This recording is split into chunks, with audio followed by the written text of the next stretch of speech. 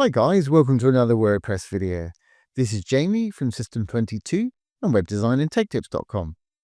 We got a bit of fun for you today, and it really is just a bit of fun. It's winter time here in the Northern Hemisphere where I live, and it's almost Christmas time for those of you that celebrate Christmas. So I thought it would be a fun idea to turn your website into a little winter wonderland just like this. Really easy to do. I'll show you exactly how we did it. I'm using a fantastic Divi 5 theme for doing this today, but this should work with any WordPress theme or any builder that supports a code module, which is most of them. I've done this with Elementor before and Beaver Builder, I believe. We're using Divi 5 today, like I mentioned. So let's get started. I'm going to start a new page. We'll give it a title. And of course, we're going to use the Divi Builder. I'm going to go ahead and build from scratch. As you can see, Divi's popped in a little section here, the blue tab. I'm not even going to put in a row just at the moment. I just want to decorate this section. I'm going to keep this very simple. So I'm going to go into the blue tab for the section. Under content, you'll always find background. Third tab along, that's images. Let's add a background image. I've got this nice little winter scene I generated over in Night Cafe. Fantastic.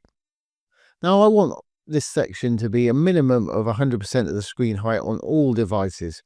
So while we're still in the section, I'm going to go over to design, down to sizing. I'm sure a lot of you are ahead of me on this. I'm going to use minimum height for this, 100 VH. On smaller devices, if you have a lot of content in there, it can get bigger.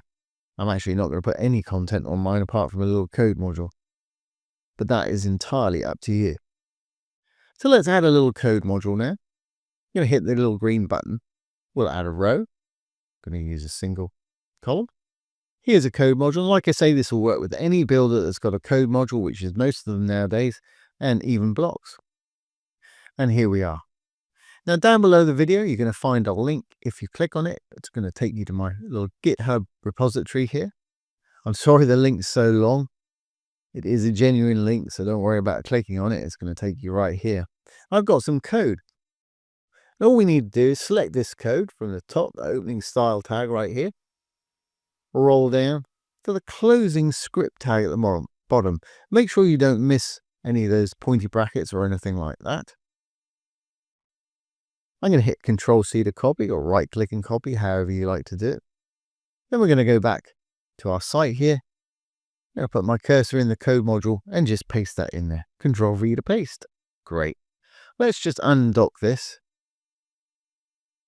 I'll spread it out so you can see this code a little bit better. A couple of things you're going to want to know.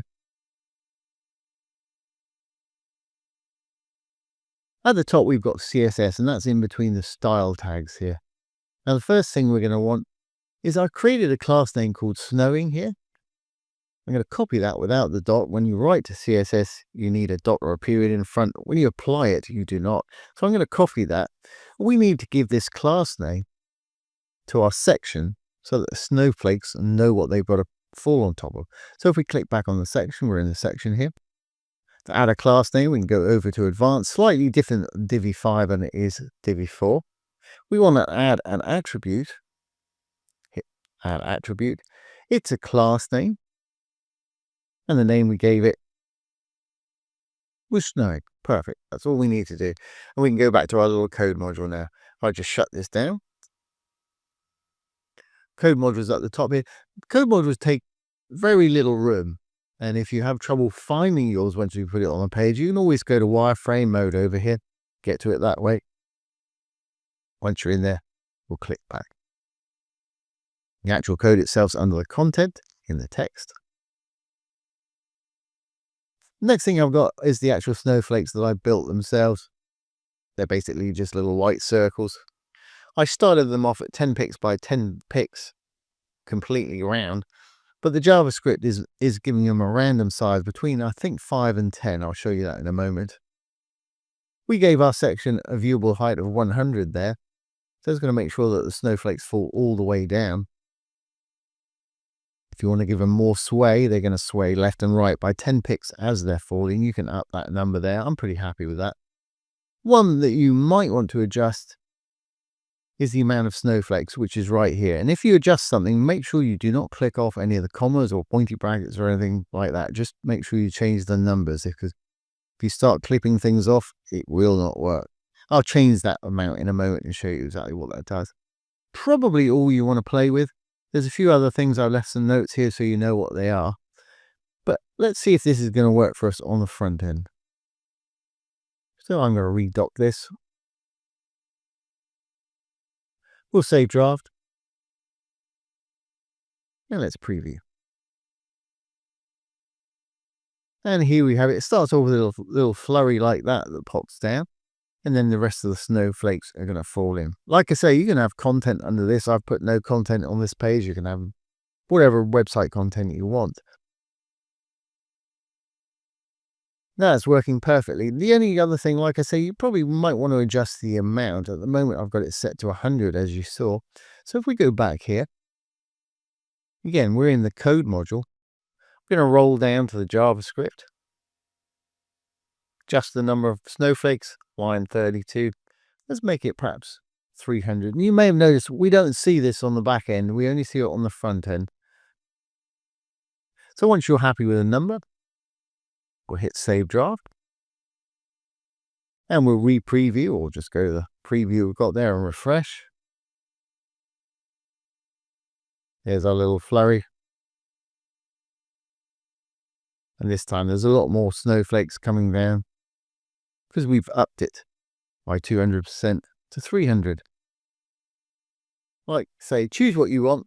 You probably don't want to make too much there, because it may slow your site down a little bit. But like I say, this is a temporary winter thing, just to make a bit of magic on your site for the season. And that's pretty much all there is to it. As I mentioned before, there'll be a link down below the video. It'll take you straight to this page. It's a long looking link, but it's not a suspicious link. It's just that happens to be the number that it was assigned for this repository here.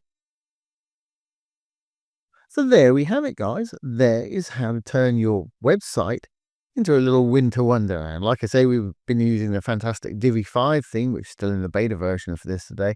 But I've done this with Divi 4, I've done it with Elementor, I've done it with Beaver Builder, and it should work fine for everybody. So I hope you've enjoyed this today and found it useful. If you have, please give it a thumbs up, ring the bell, comment, share, and subscribe to our YouTube channel. Don't forget, if you have any questions, pop them down below the video. I'll be happy to answer them if I can, or make a little demo video just like this one. For those of you that have been following my Divi 5 series, we'll be doing more and more as we get closer to the final release of Divi 5. As I mentioned earlier, we're still in the beta version. I personally would not recommend you use this on client sites. If you want to use it on your personal sites, I'm talking about the Divi 5 theme, not the actual code that we've got going on here. It should be good for any site. I'm not going to be updating my client sites to Divi 5 from Divi 4 until probably 5.01 update. So once again, this has been Jamie from System22 and webdesignandtechtips.com. Thanks for watching. Have a great day.